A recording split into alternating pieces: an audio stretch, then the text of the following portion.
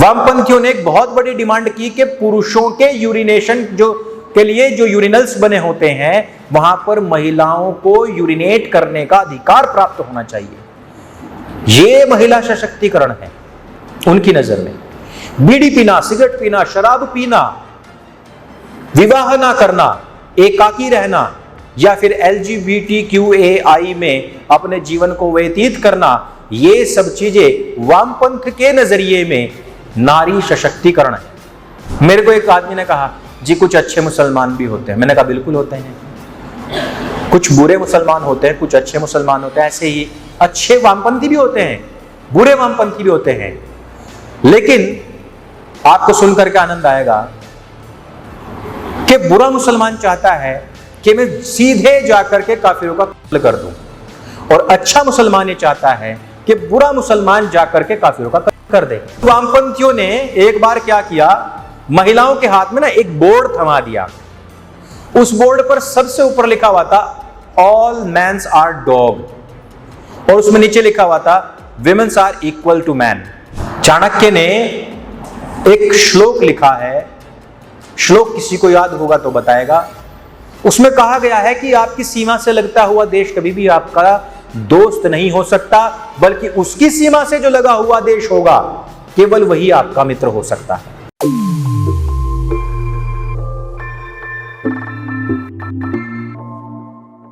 Problem यह है कि हमें ना इतिहास बोध है ना ही शत्रु बोध है। इसी इतिहास बोध और शत्रु बोध के लिए मैंने बिल्कुल फ्री में किंडल बिल्कुल जीरो कॉस्ट पर आपको मेरी पुस्तक ढाई मोर्चे का चक्रव्यूह उपलब्ध करवा रहा है। जिनके पास किंडल नहीं है 199 में। आप लोगों के कहने पर मैंने इंग्लिश वर्जन तो निकाल दिया, पर भाई उसको लेगा कौन? 55% छूट प्लस डिलीवरी फ्री। आज ही अभी ऑर्डर कीजिए, लिंक मैंने डिस्क्रिप्शन और पिन कमेंट में दे रखा है। चीन के अंदर आप कभी सर्च करना, करोड़ों बच्चे इन जिनको कहा जाता है फोर्स्ड ऑर्फन्स। क्या कहा जाता है? फोर्स्ड ऑर्फन्स, यानी कि उनको प्रेशर पूर्वक जबरदस्ती का अनाथ बनाया गया है। और ये फोर्स्ड ऑर्फन्स क्या करते हैं? चीन के अंदर औद्योगिक क्रांति समय पर बहुत बड़े लेवल पर है, तकरीबन 20 ट्रिलियन की वहां की इकोनॉमी हो चुकी है, और उसके पीछे कोई पारिवारिक सदस्य या पारिवारिक व्यक्ति नहीं, बल्कि करोड़ों जो फोर्स्ड ऑर्फन्स हैं वो जो सरकार के बंधुआ मजदूर बन चुके हैं उनके कारण है। कैसे? उनको छोटे छोटे कियोस्क होता है, खोखा जिसको बोलते हैं, लकड़ी का खोखा देखते हैं ना, ऐसे मकान दिए जाते हैं रहने के लिए। उनको एक मानव रोबोट की तरह इस्तेमाल किया जाता है। उनको कुछ घंटे सोने के लिए दिए जाते हैं। हफ्ते में एक दिन में कुछ घंटे उनको मौज मस्ती करिए, शराब पीजिए, सिगरेट पीजिए, ये करने के लिए दिए जाते हैं। बाकी समय आप केवल और केवल फैक्ट्री के अंदर प्रोडक्शन करेंगे।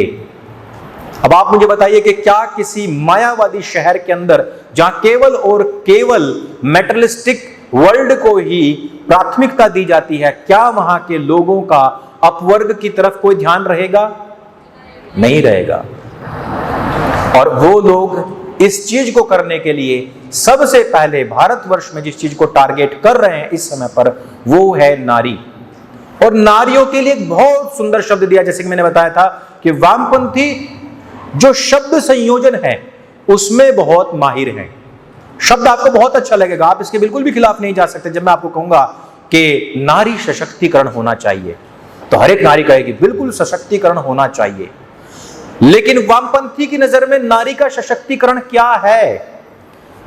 वामपंथियों ने एक बहुत बड़ी डिमांड की कि पुरुषों के यूरिनेशन के लिए जो यूरिनल्स बने होते हैं वहां पर महिलाओं को यूरिनेट करने का अधिकार प्राप्त होना चाहिए। यह महिला सशक्तिकरण है उनकी नजर में। बीड़ी पीना, सिगरेट पीना, शराब पीना, विवाह ना करना, एकाकी रहना या फिर LGBTQAI में अपने जीवन को व्यतीत करना, ये सब चीजें वामपंथ के नजरिए में नारी सशक्तिकरण है। देखिए कितना अच्छा लगता है सबको। हमें चाहिए आजादी। किससे आजादी चाहिए? पुरुषवाद से आजादी। पुरुष क्या कर रहा है तुम्हारे साथ? बोले वो तो पता नहीं है।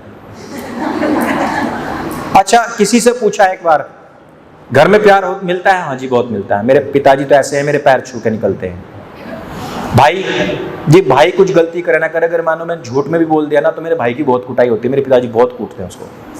अच्छा, उसकी डिमांड पूरी होती है तुम्हारी? जी मेरी होती है। फ्रिज किसके पसंद के रंग का आया? बोले जी मेरे। अच्छा, टीवी कौन से ब्रांड का आया? जी मेरी पसंद का आया।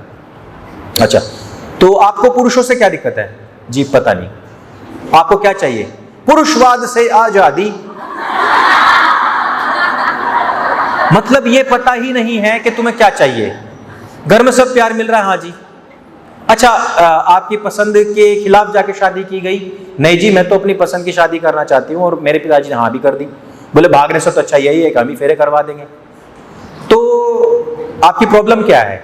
बोलिए कुछ विचार नहीं किया अभी तक, बस ऐसे ही वामपंथियों के पास में बैठी थी।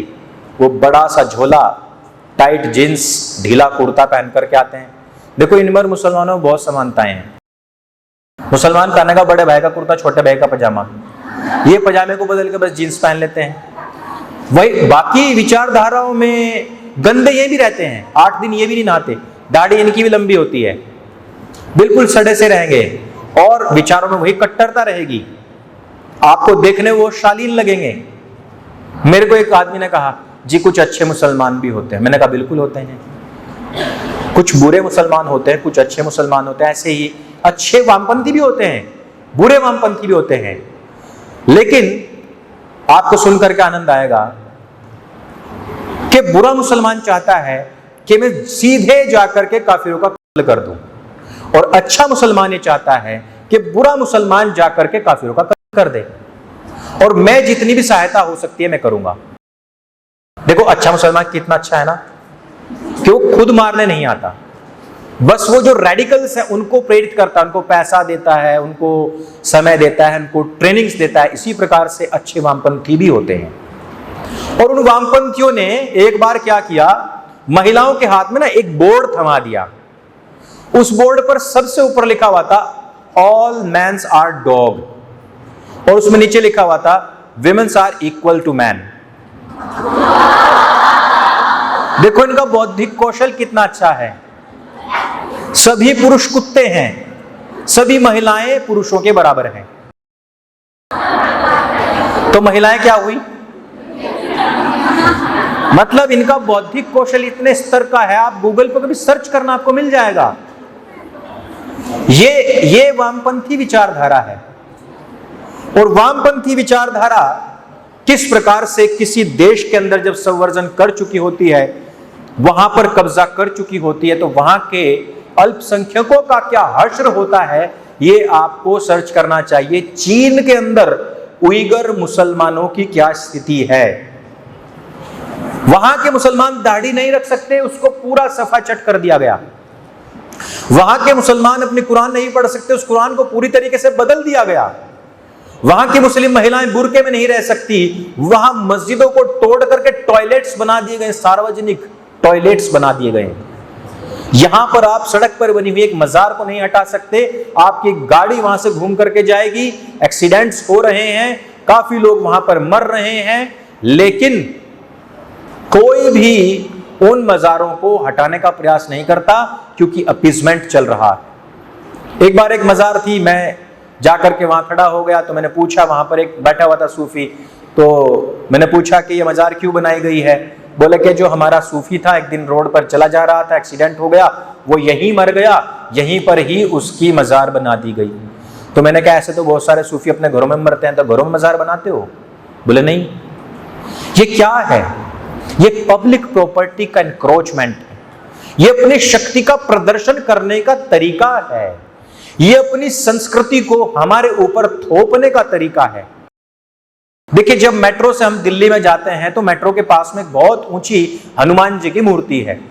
मुसलमानों ने एक पिटीशन दायर कर दी कि इनको देख करके मुसलमानों के दिल में डर का, भय का माहौल पैदा होता है कि हिंदुस्तान तो हिंदू राष्ट्र बनता जा रहा है।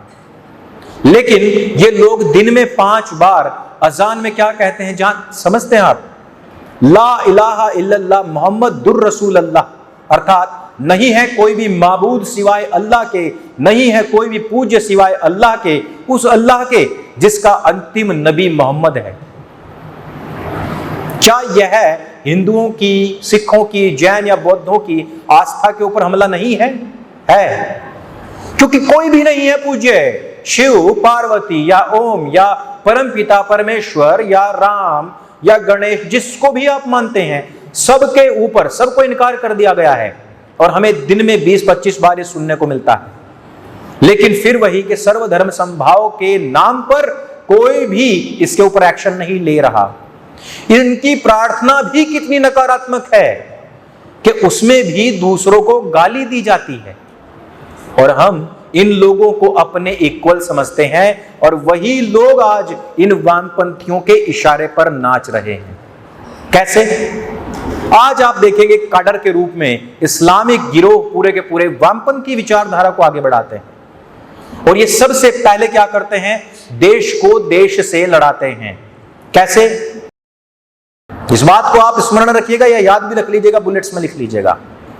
1980s में ईरान और इराक के बीच के नो मैंस लैंड पर, नो मैंस लैंड किसको बोलते हैं? ईरान की जो बॉर्डर लाइन है वो यहां है, इराक की यहां है, बीच के क्षेत्र में कोई नहीं जाता। ठीक है। अब एक भविष्यवाणी कर दी गई, बोला हमारे तो सैटेलाइट्स ने बताया है कि बीच के नो मैंस लैंड में बहुत मिनरल्स हैं। अब ईरान ने कहा कि ये तो मेरा क्षेत्र है, इराक ने कहा ये मेरा क्षेत्र है, दोनों जाकर के वहां भिड़ गए।